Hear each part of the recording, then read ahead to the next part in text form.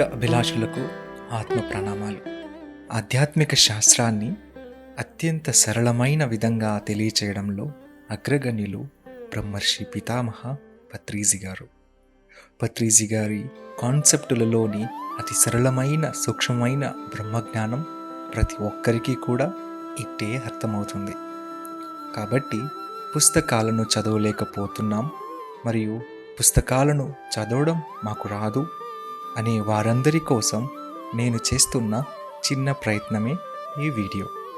ఇందులో భాగంగా తులసీదళం అనే పుస్తకం ఆ మహాగురువు మాటల్లోనే తెలుసుకుందాం.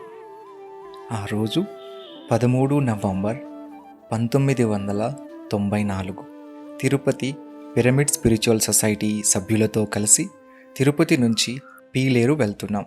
పీలేరులో ధ్యానం క్లాసు ఇవ్వడం కోసం నాతో పాటు ఉన్నవారు మాస్టర్స్ మిట్టా శ్రీనివాసులు, కంచి రఘురాం, శేఖర్, మునుస్వామి ఇంకా మేడం ఉదయలక్ష్మి గారు. బస్సులో ప్రయాణం చేస్తూ ఉంటే భావతరంగిణి మొదలైంది. మెదడు మరి ఊరికే కూర్చోదు కదా. ప్రపంచంలో ఎన్నో మతాలు ఉన్నాయి. కొందరు మాది అద్వైత మతం, జగన్మిథ్య, బ్రహ్మ సత్యం, జీవో బ్రహ్మైవ అంటారు. అందులో కొందరు కంచీమఠ పరంపర మాది అంటారు. మరికొందరు కాదు మాది శృంగేరి సాంప్రదాయం అంటారు. కొందరు మాది విశిష్టాద్వైత మతం, సగుణోపాసనే మాకు ముఖ్యం అని వక్కానిస్తారు. కొంతమంది మాది శ్రీ వైష్ణవులం, అన్ని మతాలలోనూ ఉత్కృష్టమైనది శ్రీ వైష్ణవ మతం, అది ఆది మహావిష్ణువుకు సంబంధించినది, మాది పూర్ణ ప్రవృత్తి మార్గం అంటూ ఉంటారు. కొందరు మాది మధ్వులం, జీవుడు వేరే బ్రహ్మ వేరే అంటారు. అందులోనూ కొందరు దక్షిణాది మఠం వారం మేము, ఉడిపి క్షేత్రం సర్వక్షేత్రాలలోనూ పవిత్రం అంటూ ఉంటారు. కాదు ఉత్తరాది మఠం పద్ధతే అసలు సిసలైన మధ్వ సంప్రదాయం అని కొందరు. కొంతమంది మేము శ్రీ విద్యోపాసకులం, సకల చరాచర సృష్టి మొత్తం శ్రీచక్రంలో నిబిడి ఉంది కనుక తత్ ఉపాసన సర్వశ్రేష్టం అని అంటూ ఉంటారు. కొంతమంది మాది అచల రాజయోగం, మిగతావి దీనికి దిగదుడుపు అని అంటారు. చేయవలసింది ఏమీ లేదు, ఉన్నదంతా ఆ బట్టబయలే, మూలం లేని గుర్తెరిగే ఈ శరీరం ఏమీ కాదు అని అంటూ ఉంటారు. కొంతమంది మేము ఒరిజినల్ రోమన్ క్యాథలిక్కులం అంటారు. కాదు మేము ప్రొటెస్ట్లమండి అని కొందరు. నిజానికి జీసస్ కన్నా మేరీ మతమే ముఖ్యం అని మరికొందరు. కొంతమంది మేము యూదులమండి, పాత నిబంధన మాకు ప్రమాణం, యెహోవా ఒక్కడే దేవుడు అంటూ ఉంటారు. కొంతమంది మేము జైనులం అంటారు, అందులోనూ శ్వేతాంబరులమండి అని అంటారు. కాదు శ్వేతాంబరం తక్కువ స్థితి, మేము దిగంబరులం అని కొందరు.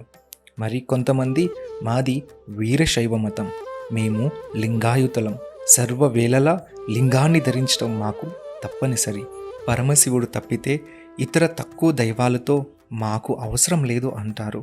కొంతమంది మేము సిక్కులం, గురు గ్రంథ పూజ మాకు శరణ్యం అంటారు. కొంతమంది మాది ఇస్లాం, అందులోనూ షియాలం అంటారు. కాదు మేము సున్నీలం అంటారు మరికొందరు. ఈ రెండూ కాదు, మేము అహ్మదీయులం అని మరికొందరు. కొంతమంది మేము సుంకులమ్మ దేవతను కొలుస్తుంటాం, మాకు మా గ్రామదేవత తప్ప ఇంకేమీ అక్కరలేదు, జంతు బలి మాకు ముఖ్యం అని ఒక్కానిస్తారు.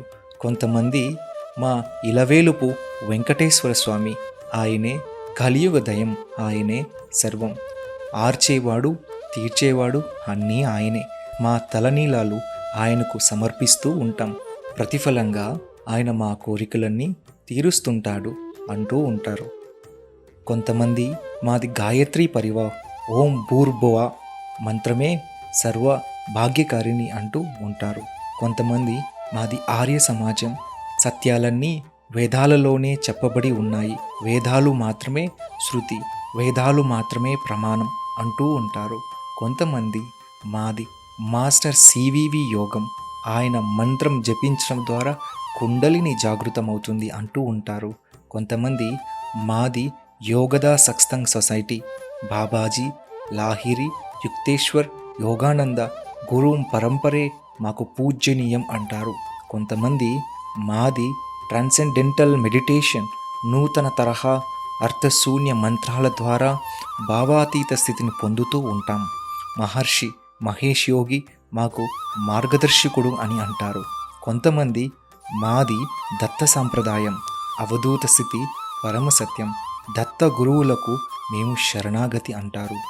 కొంతమంది మాది భాగవత మతం, హరే రామ హరే కృష్ణ మహామంత్రంను సర్వవేళల్లో స్మరిస్తూ ఉంటాం. అదే తారకం. కృష్ణుడు ఒక్కడే పురుషోత్తముడు అని అంటూ ఉంటారు. కొంతమంది మేము నిరంకారులం, సత్యం తెలుసుకున్నాం, నిరహంకారులం, మేము నిర్గుణ పూజ మాది అంటారు. కొంతమంది మాది దివ్య జ్ఞాన సమాజం, మా గురువు శ్రీ శివానంద, మానవ సేవయే మాధవ సేవ, జపము మంత్రయోగము మాకు ముఖ్యం అంటారు. కొంతమంది మేము అరవిందుల మార్గాన్ని అనుష్ఠిస్తూ ఉంటాం.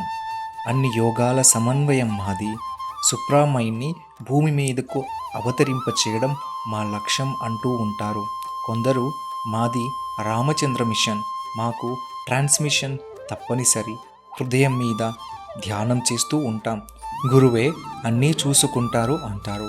కొంతమంది మాది సిద్ధయోగం, శ్రీ నిత్యానంద, శ్రీ ముక్తానంద గురుంపరకు చెందిన వారం, మాకు శక్తిపాతం శరణ్యం అంటూ ఉంటారు. కొంతమంది మాది ప్రేమతత్వం, మేము మస్తులం, అవతార్ మెహార్ బాబాయే మాకు పరమ ఆదర్శం అంటూ ఉంటారు.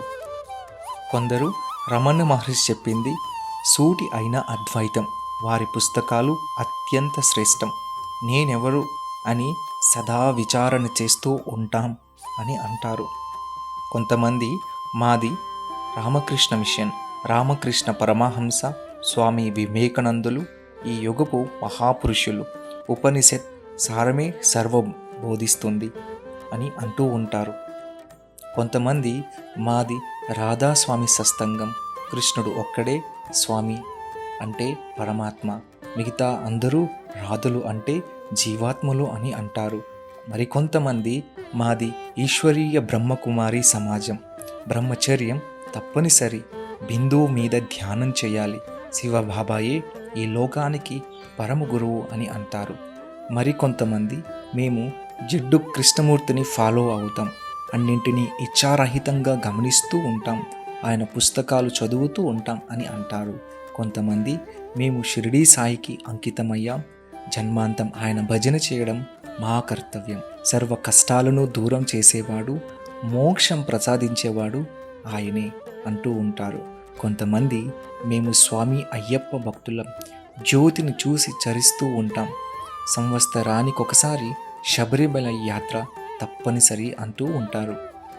ఈ విధంగా ఎంతోమంది ఎన్నో రకాలుగా చక్కగా వారి వారి మతాలను పూర్ణంగా పరిపూర్ణంగా జీవించేస్తున్నారు. అయితే ఇంతకీ క్రొత్తగా పుట్టిన ఈ కర్నూలు స్పిరిచువల్ సొసైటీ వారు, తిరుపతి స్పిరిచువల్ సొసైటీ వారు, అనంతపురం పిరమిడ్ ధ్యాన కేంద్రం వారు, గుంటకల్ స్పిరిచువల్ సొసైటీ వారు, ప్రొద్దుటూరు స్పిరిచువల్ సొసైటీ వారు, ఉరవకొండ స్పిరిచువల్ సొసైటీ వారు, ధర్మవరం స్పిరిచువల్ సొసైటీ వారు, పీలేరు, చిత్తూరు, ఆదోని, కదిరి, హిందూపూర్, తెనాలి మొదలైన పిరమిడ్ ధ్యాన కేంద్రాల వారు ఇంకా ఎంతోమంది, వీరంతా మరి ఏ మతానికి చెందినట్లు, ఏ సంప్రదాయానికి అమ్ముడుపోయినట్లు, నిజానికి ఏ ఒక్క మతానికి అభిమతానికి ప్రత్యక్షంగా చెందరు వీరు. అయితే అందరి నుంచి అందరు మంచి నేర్చుకునేవాళ్ళు. అంతేకాదు వీరు తాముగా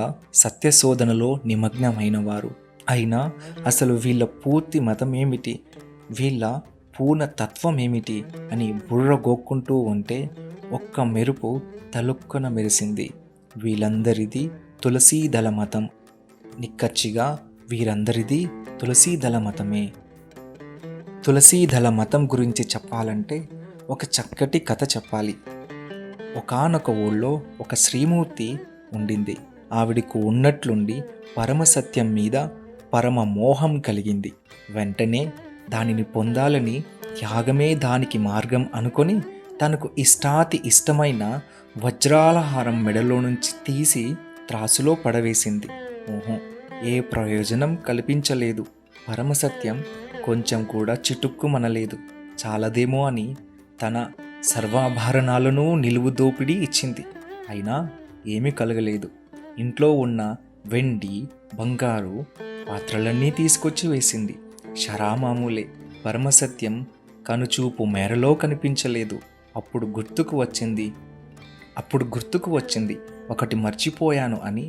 అదే తనకు ప్రాణాతి ప్రాణమైన మణి, శమంతకమణి ఇంకా మిగిలిందని ఎంతో ఉత్సాహంతో దాన్ని తీసుకొచ్చి వేసింది. పాపం, ఏమీ కాలేదు. పరమసత్యం అణుమాత్రమైనా కలగలేదు. ఆ భామకు చెమటలు పుట్టాయి. పాపం, ఇంకేమీ తోచక నిశ్చేష్టురాలైంది. ఆ పరిస్థితిలో నెమ్మదిగా మరో తరుణీమణి విచ్చేసి చిరునవ్వు నవ్వుతూ వయ్యారంగా ఒక తులసి దళాన్ని అలా ఉంచింది. అంతే, పరమసత్యం హఠాత్తుగా కదిలింది. పరమసత్యం పూర్తిగా బట్టబయలైంది. కనుక దేనివల్లనైతే పరమసత్యం వెంటనే గ్రాహ్యమవుతుందో, వెంటనే దృగ్గోచరమవుతుందో, వెంటనే అనుభవానికి వస్తుందో అదే తులసీదళ మతం. తులసీ దళానికి ఒక చిన్న కొమ్మ, 2 ఆకులు ఉంటాయి. ఒక ఆకు పేరు నీ వాస్తవాన్ని నువ్వే సృష్టించుకున్నావు అన్న జ్ఞానసూత్రం. 2వ ఆకు పేరు ఆనాపానసతి విపస్సన అనే ధ్యాన సూత్రం. మొదటి ఆకు జ్ఞానాగ్నికి మూలం, 2వ ఆకు ధ్యానాగ్నికి మూలం. మొదటిది మన జ్ఞాన చక్షువును పూర్ణంగా వికసింపచేసి, 2వది సేత్ జ్ఞానం లాంటి పరిపూర్ణ జ్ఞానాన్ని మనకు అందజేస్తుంది. 2వది మన దివ్య చక్షువును ఉత్తేజింపచేసి బుద్ధత్వం అనే పరిపక్వమైన యోగ స్థితిని మనకు కలగచేస్తుంది. ఈ 2 కలయికే తులసీదళ మతం. మొదటి ఆకు గురించి విపులంగా చెప్పాలంటే శ్రీకృష్ణుడి దగ్గరకు వెళ్ళాలి. ఆయన ప్రకారం ఉద్ధరేదాత్మనాత్మానం ఆత్మానం ఆత్మానమవసాదయేత్ ఆత్మైవ హ్యాత్మనో బంధువు ఆత్మైవ విపురాత్మనః. అంటే ఎవరు ఇంకొకరికి ఏమీ చేయలేరు. ఎవరిని వారే ఉద్ధరించుకోవాలి. ఎవరికి వారే బంధువులు, ఎవరికి వారే శత్రువులు, ఎవరికి వారే తమ కష్ట సుఖాలను సృష్టించుకుంటున్నారు. అందరూ తమ జనన మరణ చక్రం లోపల, బయట అంటే ఇహ పరలోకాలలో స్వేచ్ఛగా విహరిస్తున్నవారే. అందరూ ఏది కావాలంటే ఎప్పటికప్పుడు ఎక్కడికక్కడ సమకూర్చుకోగల సర్వ సమర్థత కలిగి ఉన్నవారే. ఇదే వికసిత జ్ఞానచక్షు పూర్ణ సారాంశం. ఇక 2వది ఆనాపానసతి విపస్సన. ఆనాపానసతి అంటే ఉచ్ఛ్వాస నిశ్వాసలను గమనించడం అన్నమాట. దీని వలన దృష్టి శిఖరాగ్రంలో అంటే భూమధ్యంలో తనంతట తాను సహజంగానే స్థితమవుతుంది. క్రమక్రమంగా 3వ కన్ను తెరుచుకుంటుంది. దివ్య దృష్టి లభిస్తుంది. దీనినే విపస్సన అంటాం. క్రమక్రమంగా సూక్ష్మ శరీరం విడవడుతుంది. ఇతర లోక సంచారం సంభవమవుతుంది. వీటన్నిటి వలన పరమసత్యం ప్రత్యక్షంగా గోచరమవుతుంది.